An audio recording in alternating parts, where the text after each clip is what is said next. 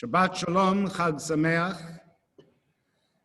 There is a tradition on the Shabbat of Passover, which we do not do in our shul, but is a very strong tradition connected with the Shabbat of Passover, that the Song of Songs, Shir HaShirim, is read.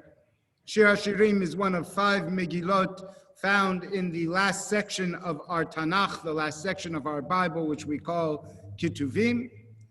And if you stumbled upon Shir HaShirim and you didn't know it was a book of the Bible, you would think that it is simply love poetry that at times is very erotic, but very passionate love poetry.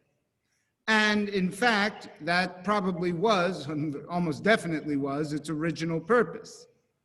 However, the rabbis, particularly Rabbi Akiva, interpreted it very differently. They interpreted it as not poetry between a man and a woman, but poetry between God and the people Israel.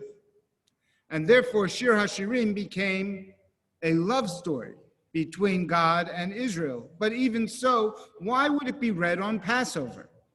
Good question, glad you asked. The reason, or one of the reasons it is read on Passover, is because Passover itself, even though we don't always think of it this way, is a holiday of love.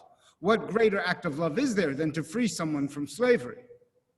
After all, it is such a great act of love that it becomes the real seminal moment of history for our people. In our Torah reading today, we read about the parting of the Red Sea. Again, a great act of love that saved our lives. In the Haftarah, we will be reading the Song of David, where David sings a song of gratitude for God's love. Unfortunately, for too many Jews, the idea of the phrase, God loves you, sounds to too many Jews like it's a Christian idea. But it is part and parcel of what it means to be Jewish. We say every day, Ava Rabbah Avtanu Adonai Eloheinu, with a great love you have loved us, O Lord our God. So the idea that there is not just a kingship, but a love between God and our people is very much a part of who we are.